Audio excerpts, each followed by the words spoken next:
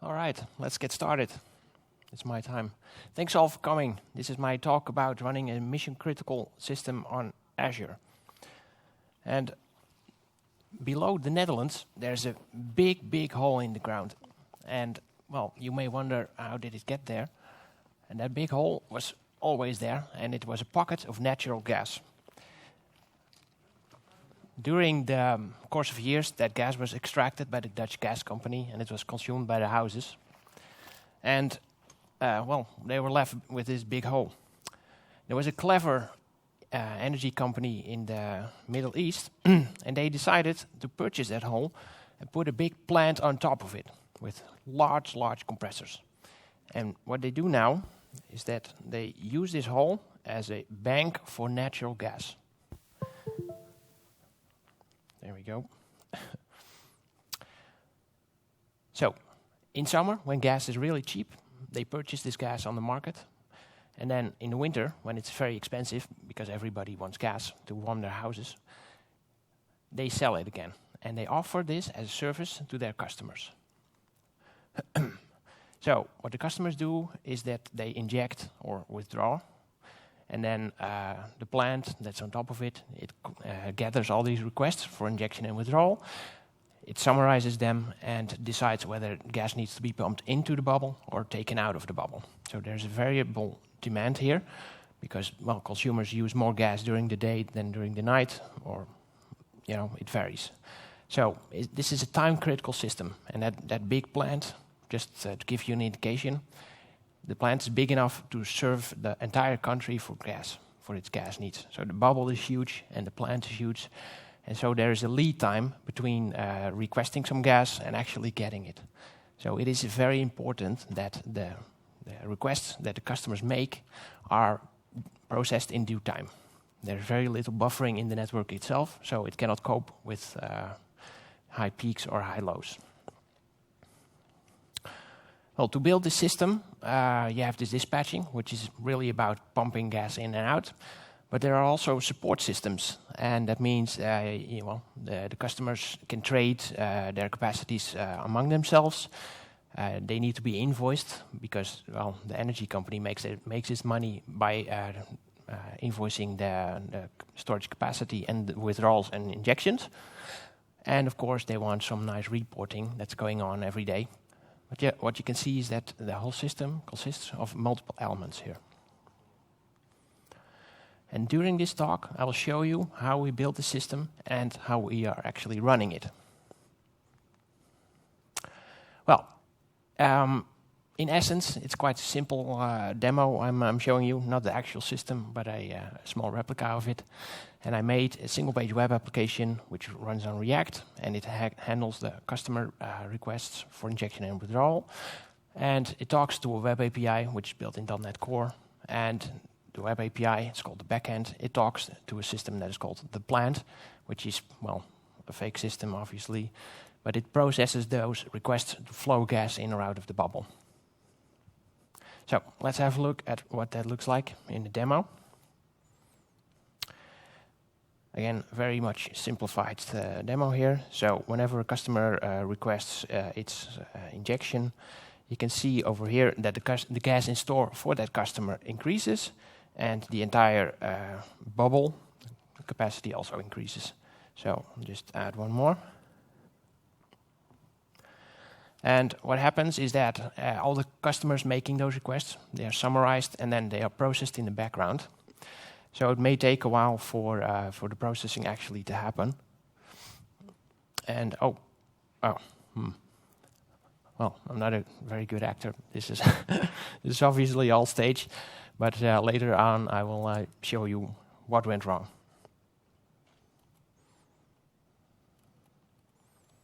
All right. Let's first look at some of the cloud platforms that we used and that I will talk about today. So it's all based in Azure. Well, that you could gather from the title of the talk, of course. We make heavy use of Kubernetes Service, and also we use Azure SQL Database, Azure AD for authentication and all that sort of niceness. The whole process is guarded inside Azure DevOps, and finally we use Service Bus to communicate between those systems, individual systems. Well, I'm going to talk about disasters and outages. And I drew a big red line here, but in reality there is no big red line. But there are, there is the need to be consistent in my presentation. So when I talk about a disaster, I mean a long-lasting event and permanent loss of data or infrastructure. When I talk about an outage, it means a temporarily unavailable system. And during this talk, you'll see a lot of the tools that you can use to mitigate both situations. So a disaster effects last longer, and an outage effects last shorter, but there's no actual red line between. So when you're talking about a mission-critical system, it is important that you understand this graph. So this graph, it explains the recovery point and the recovery time. The recovery point is more or less how much data you are willing or you can afford to lose. And recovery time is how much time it may get from the disaster to get your system back up and running again. So your objective is what you would like to get, and the actual point is the amount of data you lose or the recovery time it takes. So this, in essence, defines your service level objective, and based on this, you can define the SLAs with your customer. For a mission-critical system, you want these to be as close to zero as possible. You can never actually reach zero because the costs go up exponentially the closer you get to zero. But there are a few tricks that I will be sharing today that you can use to keep costs under control, but still get close to as close to zero as possible. Well,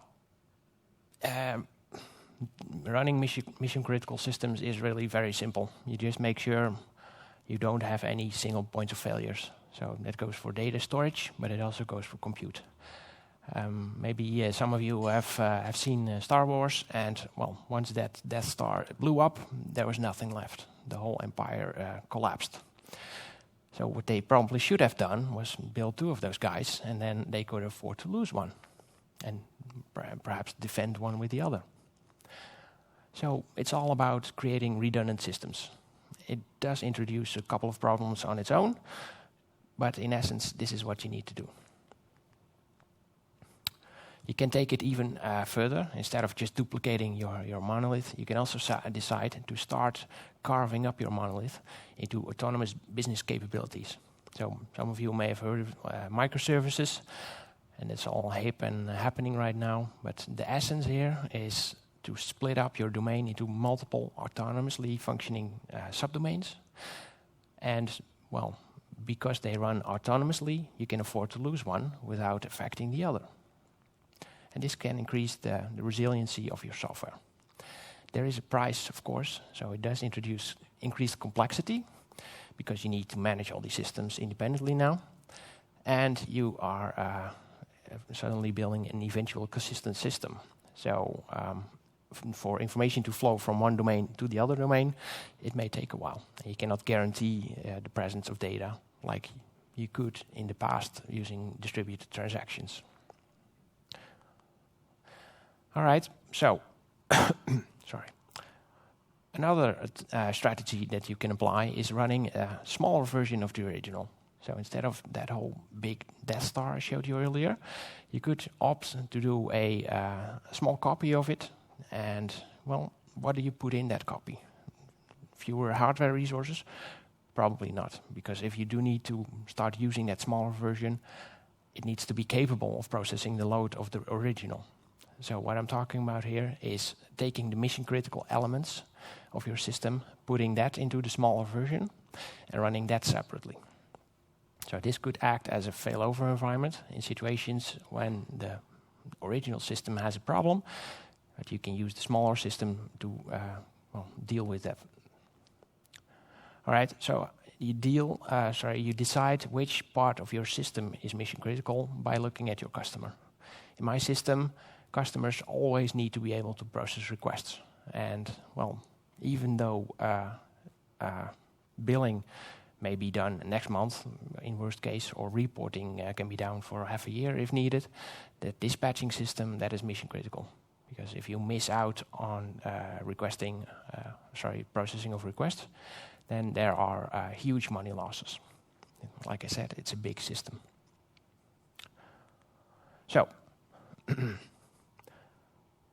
let's talk about what you can do inside those autonomous business capabilities, inside your microservices. You can make them fault tolerant. You can see in the image, it's a tire, it has a nail in it, but it still looks fine and good to go. Probably you cannot drive on the highway with this, but well, at least you can drive. And that is what you saw in my application as well. So even though I requested some injection, the system did in fact accept that request. It was unable to process it, but you were still able to see the user interface showing what the customer's gas and store is and what the storage in total contains. So this is what I mean with degraded performance. The system is broken somewhat, but not entirely broken. Another good strategy is to run on commodity hardware. So that means instead of putting your monolith on one huge machine, you carve it up into multiple autonomous business capabilities and you start running it on replaceable, smaller infrastructure. And by doing that, you can just, well, become cloud independent, because every cloud vendor nowadays offers you virtual machines. Not those specialized for your purpose maybe, but by making your system rely on commodity hardware, you can just start shopping around and become, well, you can even go as far as having a cloud failover environment in a different cloud provider. It does require you to create smaller applications because, well VMs, a single VM can only grow so far. Well, putting it all together, you have maybe 100 services that you need to run, and then, well, complexity of infrastructure management and deployment of all those services becomes quite complicated. And for this, we have decided to use Azure Kubernetes Service, which is a cluster orchestration. It pretty much resembles an infrastructure resource with unlimited capabilities. So infinite CPU, infinite memory, and just the amount of money that you pay decides the amount of virtual resources you can use. And it will do some more stuff for you, like you can do rolling upgrades. So we have one container version running, we'll spin up another version, and once it's healthy, then we flip over to the next version. If that next version becomes unhealthy all of a sudden, we can pull it back. This is what a canary release is. Kubernetes also manages to distribute our workloads. So we have 8 machines, for example, and Kubernetes ensures that all 8 machines are used more or less equally. Also, when there's a problem inside the application or inside the hardware, Kubernetes will deal with that. So by taking either the hardware offline or running your application on a different machine. So cluster compute can help you deal with microservices very well. Another different but very important aspect is security. So for a mission-critical system, it is vital that it's online at all times. So even when you're under attack by hackers, then you want the system to behave as well as possible. And you can achieve this by incorporating the security into the development lifecycle. This is called SecDevOps or DevSecOps, whatever you want. And it involves, well, among other steps, at least this. So you need to have an incident response plan. Whenever credentials may be leaked, you need to have a plan what you're going to do. You need to have a big red button to rotate credentials, for example. And you need to have that structured and rehearsed. It's also nice to have scanning in the pipeline. And I have an example for this. So in my Azure DevOps, whenever I check in, this continuous integration build fires, and it just does a .NET build, npm build, and it well, pretty much analyzes my entire solution for vulnerabilities. And I'm not saying this is the holy grail, but at least it helps. So if you regard it as defense in depth, then, well, having this automated pipeline, performing scanning on your code and on your packages, that can help you well, if at least one security incident is prevented by this, then you're already returning on investment.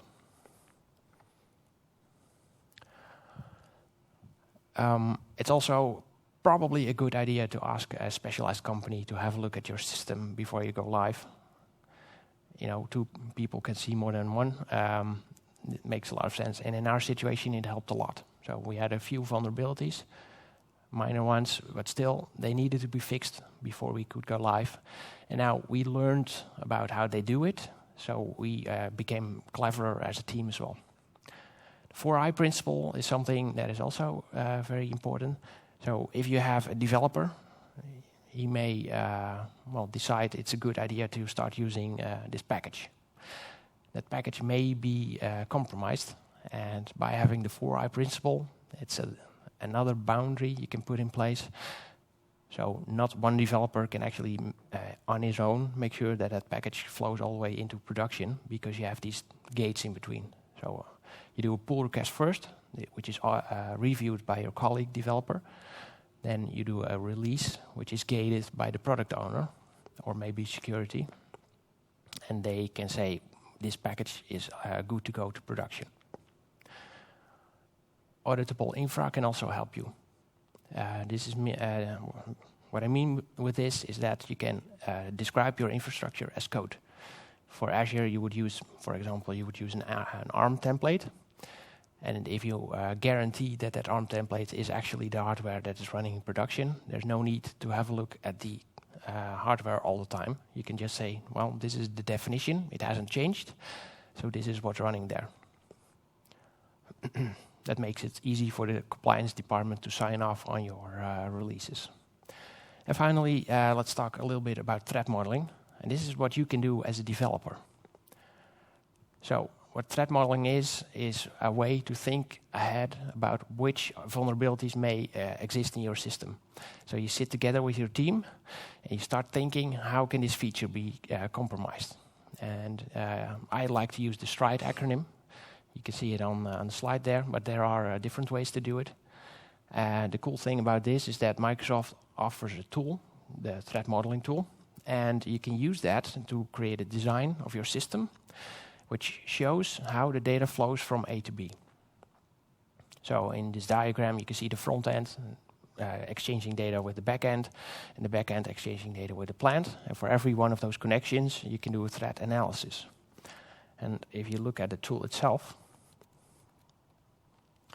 you can see that it uses the STRIDE acronym as well, and it generates threats for you. So by using this tool, you can, as a non-experienced developer, you can get started with applying STRIDE to your application as well.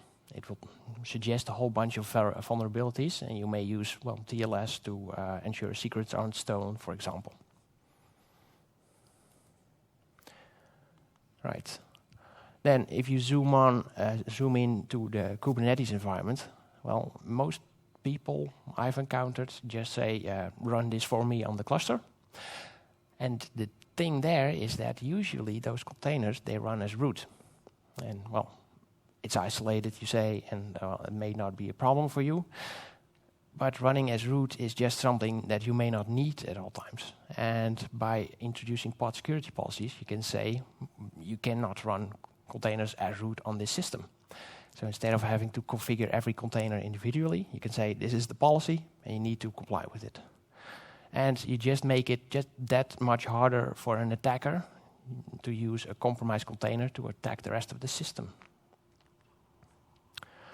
Well, this brings us to monitoring, and let's see what happened with that error I just showed you.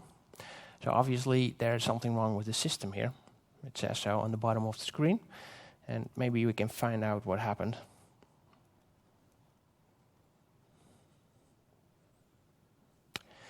This is my application insights. This is a monitoring tool in Azure we like to use a lot, and what it shows, I'm not sure if you can read it all the way in the back, but it's the front end here calling the back end, and the back end calling the plant. And as you can see, that most of the calls to the plant in the past 4 hours are failing. And I can even zoom into that and see what happened Let's have a quick look. Yes. Wait for the page to load.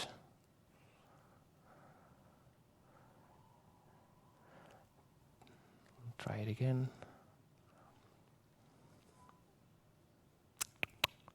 That's too bad. Degraded performance.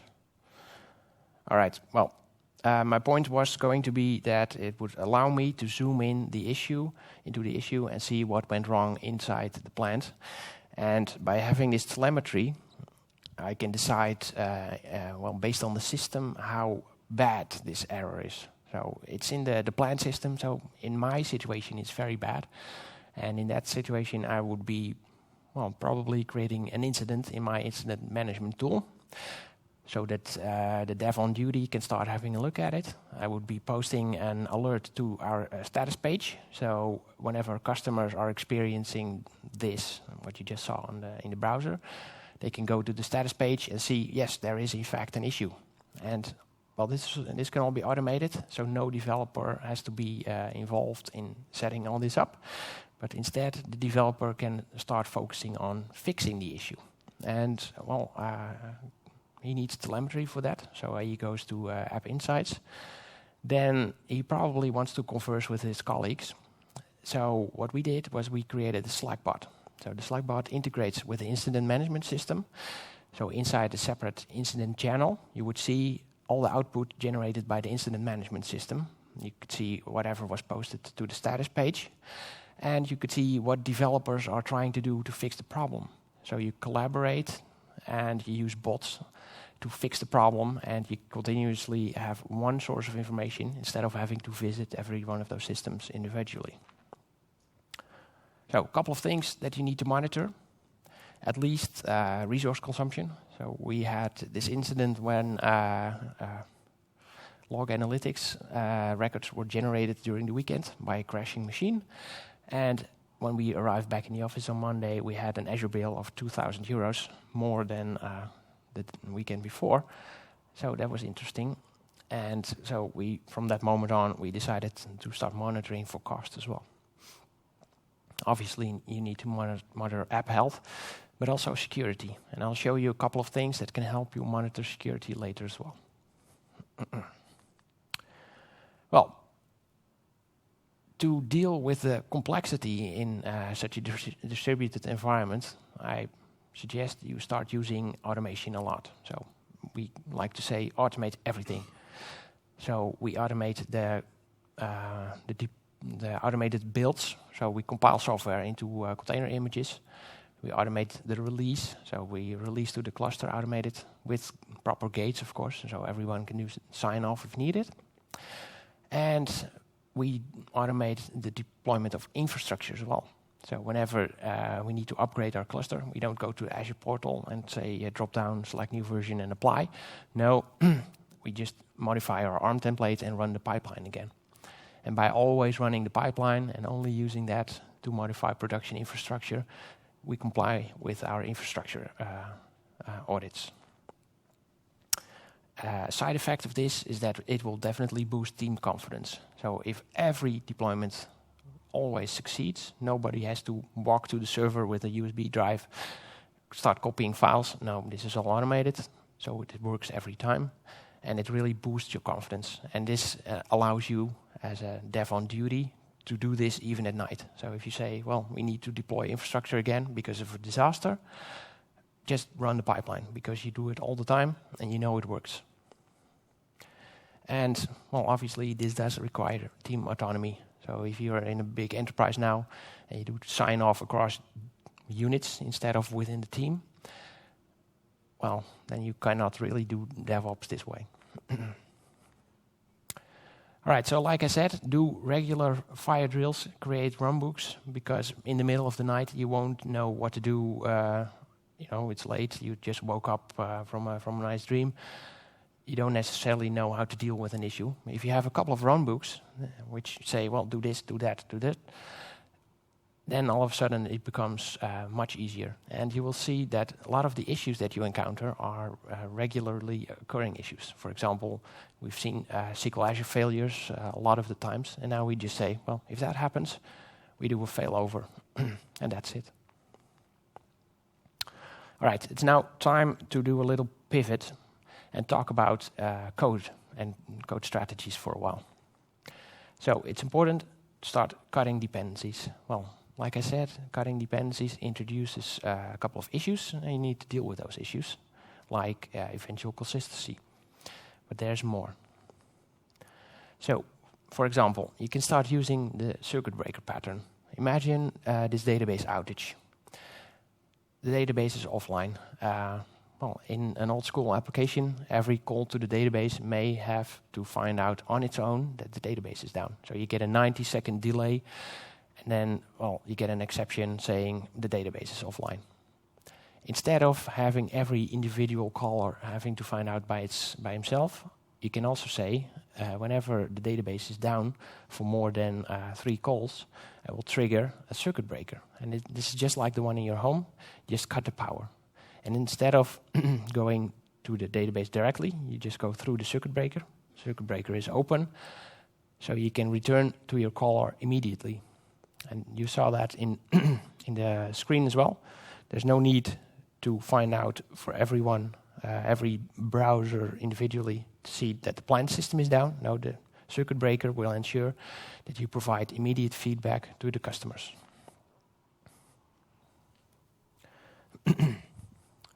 So, what this allows is immediate feedback to your customers, but also it allows your database to recover gently.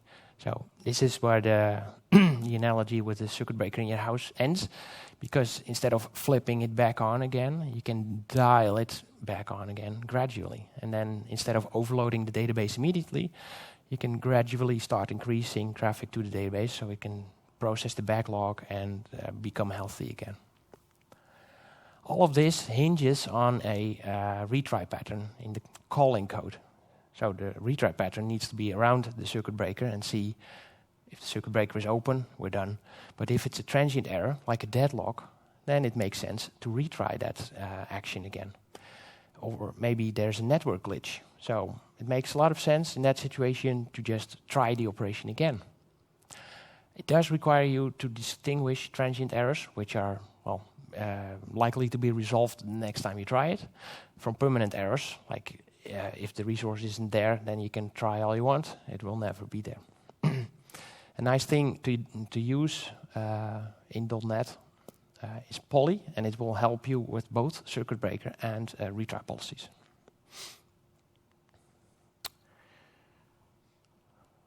All right, so the Outbox pattern. What this is a buffer between the stuff that you want to send out and actually the code actually sending it out. So what, instead of going directly to Azure Service Bus, what we do is we keep the record in permanent storage for a while and then say, well, consider it processed. And then in the background, we start processing that work. So whenever Service Bus is down, then, well, we don't care because we have that letter in our outbox.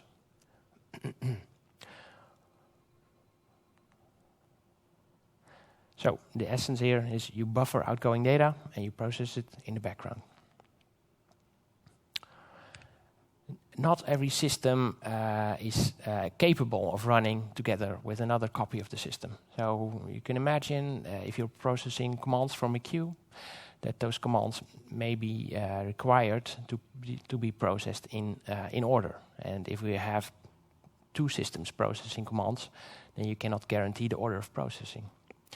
So to deal with this, there's a leader election pattern. It still allows you to run multiple copies of your application, but one of those instances becomes the boss, and only as long as he's happy and healthy. So what you do is you start racing for a shared distributed log somewhere, maybe in Blob or in the database somewhere. And well, the first one to acquire this log will try to keep it alive as long as possible. And this obviously becomes the leader. And then, well, if the leader has problem, he will no longer refresh his log. So another instance can become the leader. And by this means, you can have multiple copies of your system running, but still have a single point of processing. The CQRS design pattern and event sourcing design pattern can also help you here. So, very short, CQRS means that you distinguish write operations from read operations. And that means that whenever I want, well, in my system, for example, I want to do a transaction, I want to withdraw gas. What my system does is, from the API call, it generates something that is a command, which is an object, which I can serialize and store somewhere. And that command, it's very descriptive. So it has the customer, it has the amount, and all information necessary to process it later. And the nice thing about it, you can probably also already see it coming, is that by storing those commands in a buffer somewhere, you can delay processing. So what you saw in my example application was that even though the processing is down, I can still request more injections and withdrawals. And they are just queued in the background. And whenever the system resumes operation, it will start processing again. Oh, I'll visit there later. Event sourcing is another design pattern which also can help, but then in a different area. So what event sourcing means is that instead of tracking the latest and greatest state of your application, like in a CRUD application, you keep all the changes. So very much like a bank account, they keep the statements, the injections and the withdrawals you made to your bank account. Same happens here. So every customer injection, every customer withdrawal is all audited. So this helps you create nice charts over time, of course, because you can analyze what happened from day one. But also, it's a chain of evidence. So if the customer says, I get an invoice for the 30th of January, in which I didn't inject 24, but I injected 25, so the invoice is wrong. No, you have the event stream there, and you can see what happened exactly at that point in time. You can even go as far as create a branch and do what-if simulations there. So if your customer would like to see what would happen, what would have happened given new circumstances, this can all be built using event sourcing. That's not mine. Right, there are also a couple of tricks that you can do in Azure SQL Server. So let's first start with having a look at the threat analysis tools. So this is just a check. By checking it, I don't think you can read it, but it's not too important. The essence here is that this analysis tool, it will warn you about any columns in your database that may have sensitive data, and it will suggest that you start encrypting or masking that data. And you can even go as far as having it always encrypted, so it can never be displayed in plain text. So the nice thing about this is that it can help you in a security breach by having that data protected at all times. So not just encrypted at rest, but also encrypted as a row in the database. A second very nice feature of SQL Azure is a failover group. So we use that as well. So what we have is a primary database. It's in West Europe, and it's happy, and it's usually the database that you talk to whenever you want to do a write operation. But if you want to do a read operation, well, you can just go to the secondary database because it's kept up to date at all times. So every write operation that you do in the primary region will automatically be replicated to the secondary region. So if there's an issue in West Europe, you can just say flip over to North Europe. It will close off all pending transactions, optionally with waiting or without waiting. And then it will say now North Europe is the master database. And the nice thing is that there's a DNS layer on top of it, and this is an indirection. So I just say, go to my database, and that DNS will point to either North Europe or West Europe, based on which I designated as the healthy master, or the primary region. So this works in two ways. So one, I can do read operations on two database instances, which is performance. And I can do a quick failover without losing too much data. So there is a very short time in between when you do failover. A couple of new queries may fail. So there's a slight window, maybe a couple of seconds, in which there is no database. This is good to keep in mind whenever you design your SLA. Right. For Service Bus, we did something similar. So what we do is we create two service buses, one in West Europe, one in North Europe. And whenever we cannot write to West Europe, we write to North Europe. And we start listening to both instances and then start processing messages from both instances. Yeah, well, this may introduce an issue because sometimes your write operation to Service Bus has actually succeeded, but the answer generated by Service Bus never arrived at the sender. So what may happen here is that you receive the same message two times, once from West Europe and once from North Europe. So the processing end of your system, it needs to be what is called idempotent, and it needs to be able to deal with duplicate messages coming in. The same is true for when using the retry pattern. Whenever you retry a write operation, the write operation may actually succeed, but the answer may fail. So in that situation, you also need a system that can deal with that. And that is the complexity that you get for free with it. So for Azure Blob Storage, we did a similar thing. So we have a RAGRS Blob Storage in West Europe. RAGRS means that data is automatically replicated to North Europe, similar to Azure, SQL Azure, I mean. But by using another secondary instance in North Europe and start writing to that if West Europe fails, we will have 4 copies of our data available at all times. And because the blob storage is part of our audit trail, it's very important that all the data is there at all times. Well, the problem here, obviously, is that you end up with 2 storage accounts with part of the data. They may be identical parts because of the idempotency issue. So what you need to do then is regularly take all the data from North Europe and move it back to West Europe, reconciling the data so you have one central storage, one brain of your application.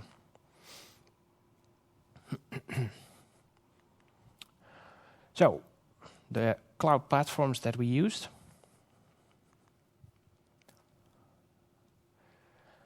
SQL Azure database, make sure you use GR application and failover groups. For storage, always use RAGRS, enable soft delete, so your blobs, once you delete a blob, it will actually still be there because it's a soft delete, and you can recover from that. Use AZ copy to reconcile the data, and for Azure AD, make sure that you use MFA, but also if you do use MFA, make sure that you have a admin account that is exempt from MFA. I'll talk about that in a bit. In Azure DevOps, make sure that you create pipelines to automate everything. So both software deployments, software compiles, but also releases and infrastructure releases. Consider using availability zones. Availability zones are, well, similar to regions in Azure, but it's within the same region. So what you have is the data center in West Europe. It has a secondary location, which is geographically apart from the first. And that means that whenever a single data center in the West Europe region is out, then there's a good chance that the secondary data center in the same region is available. So it would save you from having to fail over, because failover does usually mean that your latency increases. And that bit of outage that I was talking about. So Service Bus also provides an option, geo-redundancy and partitioning. And the nice thing about partitioning is that it also increases the availability of Service Bus itself. So usually, if you use Service Bus partitioning, say you have 2 partitions, then half of data is sent to one and the other half is sent to 2. But if one of those dies, then Service Bus will on its own decide to start moving all traffic to 1, allowing you from allowing you to have some backup. Unfortunately, you do need to run the premium tiers of everything. If you really have a mission-critical system, even though you do not necessarily require the resources that it brings, it does bring the highest SLAs. So this is where the money counter really starts ticking. So this is the expensive part. Yeah, there's no way around it. So a couple of our mistakes. Let's start with security incident, because I caused it. I was preparing for a different talk about security, and I was going to show that how easy it was to generate a compromised package that will take all your environment variable data and post it on the internet. And I forgot that on my dev machine I had an environment variable that allowed access to Azure Key Vault. And by running my demo code, I actually posted my secret to the public internet. Now, that's kind of silly, but it did give us the chance to test our incident response. So it failed miserably because we didn't test it before. But it does indicate that fire drills are incredibly important. And, well, we take it more seriously now. Another thing, let me see. I'm not going to cover them all, I think.